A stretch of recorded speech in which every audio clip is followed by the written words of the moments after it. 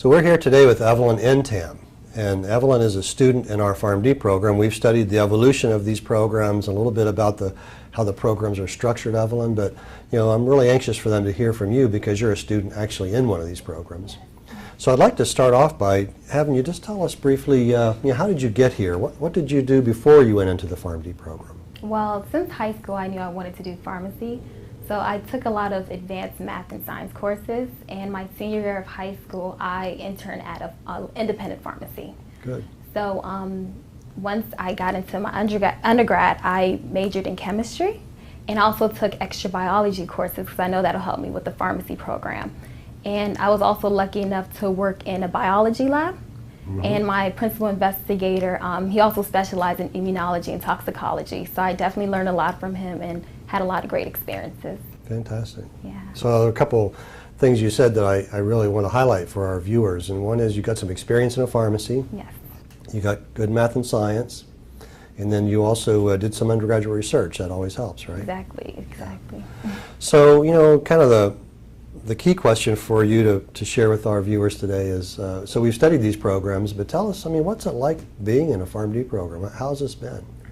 It's been very challenging but rewarding because we are, expected to, have classes. So like in our first year pharmacy classes, it's usually the background, the basic knowledge that we're going to be using for the rest of our years there. Mm-hmm. And our second and third year in the program is the therapeutics, the pharmacology, and the pathophysiology. So we learn all about the medications and all the disease states. Mm-hmm. And throughout, we also have to do rotations. Mm-hmm. And so we are interning and we're shadowing with different pharmacists in different practice settings. And that basically helps us to know how pharmacy is practiced in either the community or the hospital settings. Yeah. And we also do a lot of volunteer work. So we may be doing health screenings at a health fair, or we may be conducting immunizations. Yep. And we also do professional development hours. So for those, we go to either national or regional pharmacy organization meetings. Yep. Yep. And we get to network there and learn about other areas of pharmacy. Sounds like a lot. Yeah. So you sound pretty busy. Definitely. So like on a day-to-day basis, are you spending most of your day doing these things? How would you say your life is just kind of on a day-to-day basis? It depends. Usually we might have classes just either 2 days a week or 3 days a week all throughout the day, maybe from like 8 o'clock to like 3 o'clock. Mm-hmm. Some people might work. I know I did work during the school year, so I might work on the weekends or maybe pick up a day shift during the week. Mm-hmm. And the shadowing we might just have to do probably like 20 hours or 40 hours during the semester or the school year, and so we just try to fit that into our schedule. And the national meetings or the regional meetings is usually during a weekend, so we could usually plan for that. Yep. So Evelyne, you've talked about the classroom and the rotations, working out in the field, and the volunteer work and the professional development stuff. I know you've been active in student organizations as a student, and we've talked about professional organizations in our course, so we're trying to expose our viewers to what those are. But from your perspective as a student, how important has that been in terms of being a part of an organization like that? I think it's very important because as professionals we need to advocate for our profession, and we also need to, like for instance, tell our lawmakers what laws need to be passed, that'll benefit us and also benefit our patients. Mm-hmm. And it's also good with networking because we're all, pharmacy is very small. I guess very small world, and some people don't know that, so it's really good to network. Because imagine if you want to find a job, you could, call a friend and be like, oh, I want to move to this area, what do you think? And it's really good. So it's important to get involved, isn't it? Very. So Evelyne, you're a little bit of a different sort of a PharmD student. You've been a very good student every step of the way, and I commend you for that. But you're also doing a combined degree program, and that's kind of unique, or at least not many people are doing them. And you're getting a PharmD combined with an MPH degree, or Master's in Public Health. So maybe could you just tell us, tell us a little bit about what you're learning in public health, and then, how do you see a connection between this public health world and the pharmacy world? Yeah. So public health and pharmacy are very, very intertwined. So public health is promoting and protecting the health of our community through education, promoting healthy lifestyles, and also researching about different disease prevention. Yep. So I just noticed that as a pharmacy student, I was doing a lot of public health activities, you know, such as immunizations, teaching our patients about safe medication uses and how to properly take their medications, and even how to dispose of their medications by not flushing it down the toilet because it can get into our water systems. And we also pretty much do health screenings such as diabetes and glucose screening. So I was doing a lot of public health activities as a pharmacy student. Yeah. So we said in our content, our lecture videos this week that, you know, the way I see it, the important dilemmas in our profession are public health dilemmas. Yes. Don't you see it that way? Very true. So that training should serve you well.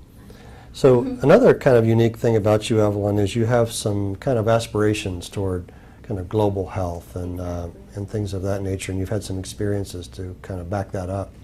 So I know that last year you did an interesting project in Rwanda, Right. and I'm wondering, could you share a little bit about that, and you know, how does that fit into your training, and how does that help you get, you know, to where maybe you want to be headed? So last year, like you said, I was in Rwanda, and it was with a group called Buckeyes Without Borders. And it's an interdisciplinary organization that brings different professional students together, and we're pretty much completing a global health project. So in Rwanda, we were doing needs assessment and also healthcare services in a community center that serves mentally and disabled children and adults. And so Rwanda is kind of unique because they did have a genocide back in 1994, so the country's still rebuilding from that. So they do, of course, have a lot of people that are mentally and physically disabled. Yep. So one project that I know that I did do was we did a oral rehydration therapy project, you know, because Rwanda is in a developing country, and so sometimes, you know, little children end up dying based on just dehydration. Yep. So it was good to teach the people about that. And it's kind of simple stuff, but you know, it's just it's a matter of educating people, isn't it? Of course. So in terms of that international experience you've had, I mean, what kind of dream do you have in terms of what you might do with that in the future? So in the future, one of my future goals, yeah, definitely is to open a free clinic in Cameroon. Very good. So I'm looking forward to doing that. Yeah, you bet. And there's a big need, isn't there? Definitely. Yeah. So the last question I have for you, Evelyne, is I'd like to, you know, you're getting all this training, and you had an undergraduate degree in chemistry, is that correct? Yes. And then you moved into the PharmD and MPH, and so what kind of future aspirations do you have in terms of pharmacy practice? What are you thinking? As far as where I'll be working, or well, to start off, after graduation, I would like to be in like the federal government, such as an organization with the NIH or the CDC, because I feel like that definitely brings pharmacy and public health together. Very interesting. Yeah, and beyond that, of course, I'll be working in my free clinic. So you have government practice. Yes. Now, correct me if I'm wrong, Evelyne, but I believe you're doing some rotations in some of those organizations. Yes. So could you describe that briefly? Okay, so one of my rotations will be at the NIH, and it'll be an ambulatory care setting. So of course the patients just come, it's almost like a clinic. So the patients will come in, we'll see them, and talk about their medications and things along those lines. So NIH being National Institutes of Health. Exactly. And you're going to be doing, so in your final year in the PharmD program, you'll be finishing your advanced pharmacy practice experiences, and one of those will be at NIH. Exactly. And So, go ahead. Oh, I'm sorry. Another one is also going to be at the FDA. Yeah, wonderful. So Food and Drug Administration. Exactly. I mean, so I guess it's an interesting point that students get academic training during the PharmD programs, they get a lot of experiential training, and if a student can do this right, you start to line up things in terms of what I'm headed toward doing. So you're wanting to work in national kind of governmental associations, and you're getting experience before you even graduate. Yeah, That's important, isn't it? definitely. Well, Evelyne, it's been a real pleasure having you here, and it's been important for our viewers to hear from a student that's involved in the programs we're studying. And I congratulate you on all you've done already, and the future looks pretty bright. I wish you all the best. Thank you. I appreciate being here. It's been a pleasure.